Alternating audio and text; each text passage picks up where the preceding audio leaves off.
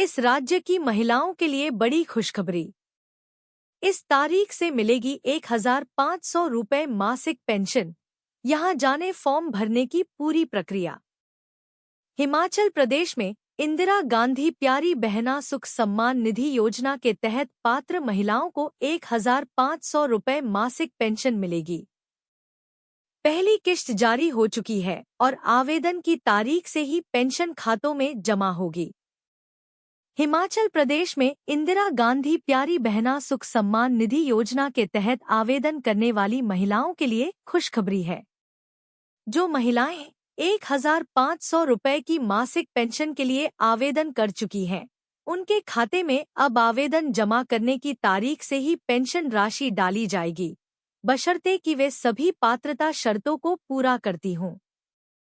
23 करोड़ की पहली किश्त जारी। इस योजना के तहत वित्त विभाग ने पहली किश्त के रूप में 23 करोड़ रुपए जारी किए हैं। यह राशि जिला कल्याण अधिकारियों के माध्यम से संबंधित जिलों में महिलाओं के खातों में जमा की जा रही है। इस योजना का उद्देश्य विधानसभा चुनाव 2022 के दौरान महिलाओं को दी गई 1,500 रुपये मासिक पेंशन की गारंटी को पूरा करना है। अब तक 50,000 पात्र महिलाओं के खाते में पेंशन राशि डाली जा चुकी है। पात्रता और शर्तें। योजना के लिए जारी नोटिफिकेशन के अनुसार लाभार्थी महिलाओं की उम्र 18 से 59 साल के बीच होनी चाहिए और वे हिमाचल प्रदेश की स्थायी निवासी होनी चाहिए। केंद्रीय या राज्य सरकार के कर्मचारी, पेंशनर, कॉन्ट्रैक्ट, आउटसोर्स, दैनिक वेतन भोगी, आंगनबाड़ी कार्यकर्ता, मिड डे मील वर्कर और अन्य सार्वजनिक उपक्रमों के कर्मचारी इस योजना का लाभ नहीं उठा सकते। पेंशन की स्वीकृति और प्रक्रिया। इस योजना की राशि की स्वीकृति जिला उपायुक्त, पांगी में आवासीय उपायुक्त, काजा और भरमौर में अतिरिक्त जिला दंडाधिकारी और डोडरा क्वार में एसडीएम द्वारा की जाएगी। जिला कल्याण अधिकारी या तहसील कल्याण अधिकारी सक्षम अधिकारी को स्वीकृति आदेश का प्रस्ताव प्रस्तुत करेंगे। किसी लाभार्थी की मृत्यु होने या अपात्र होने पर पेंशन रोकने की प्रक्रिया भी इन नियमों में शामिल है। आवेदन कैसे करें?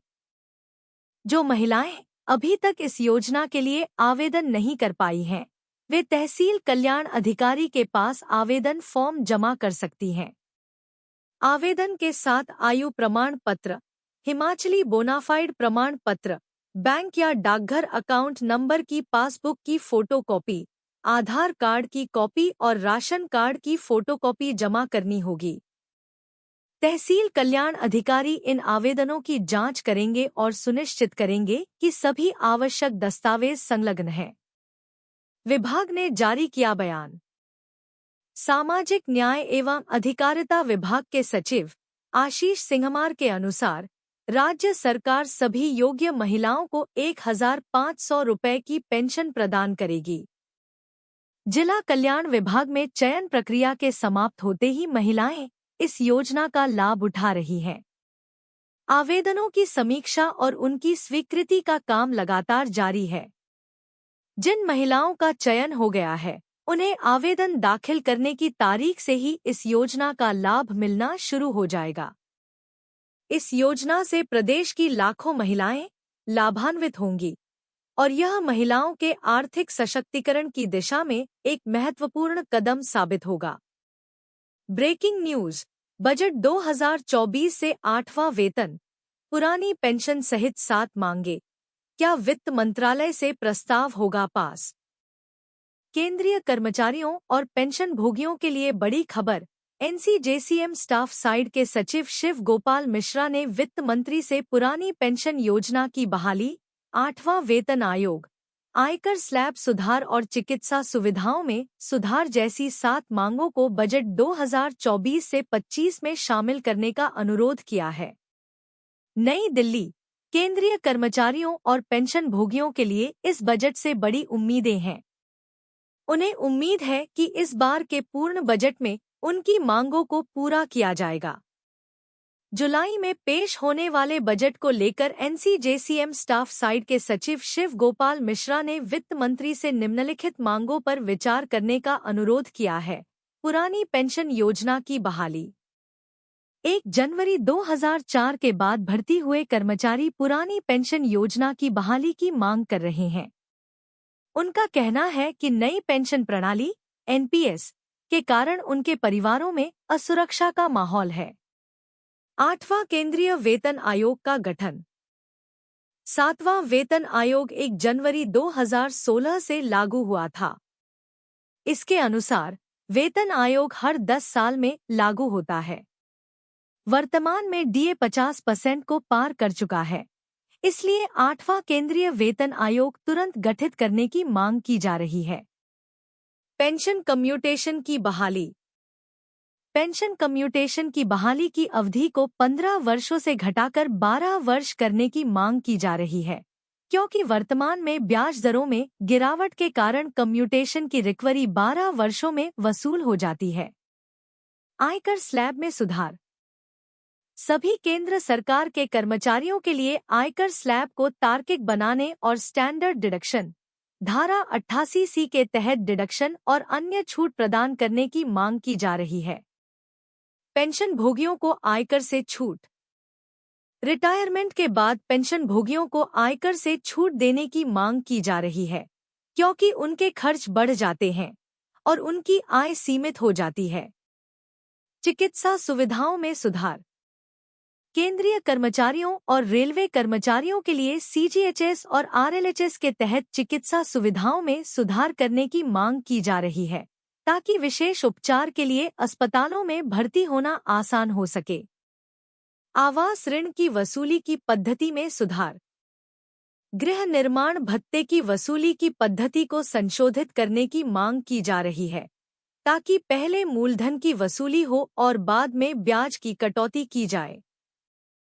स्टाफ साइड ने वित्त मंत्री निर्मला सीतारमण से इन मांगों पर सहानुभूति पूर्वक विचार करने और आगामी बजट में इन्हें शामिल करने की अपील की है। उनका कहना है कि इन मुद्दों का समाधान केंद्रीय कर्मचारियों और पेंशन भोगियों को राहत देगा और उनके मनोबल को बढ़ाएगा। ईपीएस सदस्यों को हायर पेंशन देना मुश्किल, पेंशन भोगी ने खुद खोला राज। कर्मचारी पेंशन योजना 1995 ईपीएस 1995 के तहत पेंशन भोगियों ने पेंशन राशि को 1,000 रुपये से बढ़ाकर 7,500 रुपये करने की मांग की है। उन्होंने नियोक्ता और सरकार का योगदान बढ़ाने की भी बात कही है। वर्तमान में पेंशन राशि अपर्याप्त है और पेंशन भोगी आर्थिक कठिनाइयों का सामना कर रहे हैं। कर्मचारी पेंशन योजना 1995 एम्प्लॉयज पेंशन स्कीम 1995 के तहत पेंशनर्स ने पेंशन राशि को 1,000 रुपये से बढ़ाकर 7,500 रुपये करने की मांग की है। यह मांग सोशल मीडिया पर रामकृष्ण पिल्लई द्वारा पोस्ट किए गए एक संदेश में उठाई गई है। उन्होंने चंद्रकांत भालेराव को संबोधित करते हुए ईपीएस 95 के मुद्दों पर सरकार और कर्मचारी भविष्य निधि संगठन ईपीएफओ की मौजूदा नीतियों पर सवाल उठाए हैं। सरकार और एनपीएस के योगदान पर टिप्पणी। रामकृष्ण पिल्लई ने अपने पोस्ट में कहा कि केंद्र सरकार ने 31 दिसंबर 2003 के बाद शामिल हुए सरकारी कर्मचारियों को पेंशन देने से इनकार कर दिया है। इसके बजाय सरकार ने राष्ट्रीय पेंशन योजना एनपीएस में योगदान बढ़ाकर 14% कर दिया है। एनपीएस में कर्मचारी और सरकार दोनों का योगदान पेंशन का आधार बनता है। ईपीएस और ईपीएफ में योगदान की स्थिति। ईपीएस 1995 के तहत नियोक्ता कर्मचारी भविष्य निधि ईपीएफ में वेतन का 10% योगदान करते हैं। इस योगदान में से केवल 8.33% ही ईपीएस में जाता है, जो कि अधिकतम 417,541,1250 रुपये तक सीमित है। शेष राशि ईपीएफ में रहती है और इसे सेवानिवृत्ति के समय कर्मचारी को वापस कर दिया जाता है। उच्च पेंशन की मांग और चुनौतियां। पेंशन भोगियों का कहना है कि इतने कम योगदान के साथ उच्च पेंशन देना संभव नहीं है। उन्होंने सुझाव दिया कि या तो नियोक्ता और सरकार का योगदान बढ़ाया जाए या कर्मचारियों द्वारा अतिरिक्त योगदान किया जाए। यह मांग विशेष रूप से उन पेंशन भोगियों के लिए महत्वपूर्ण है जो अपनी सेवानिवृत्ति के बाद आर्थिक कठिनाइयों का सामना कर रहे हैं। पेंशन भोगियों की चिंताएं। रामकृष्ण पिल्लई के अनुसार ईपीएस 95 के तहत मौजूदा पेंशन राशि अपर्याप्त है और इससे पेंशन भोगियों की जरूरतें पूरी नहीं हो पाती। उन्होंने कहा कि ईपीएफओ और सरकार को इस मुद्दे पर गंभीरता से विचार करना चाहिए और पेंशन राशि में वृद्धि करनी चाहिए ताकि पेंशन भोगियों को बेहतर आर्थिक सुरक्षा मिल सके।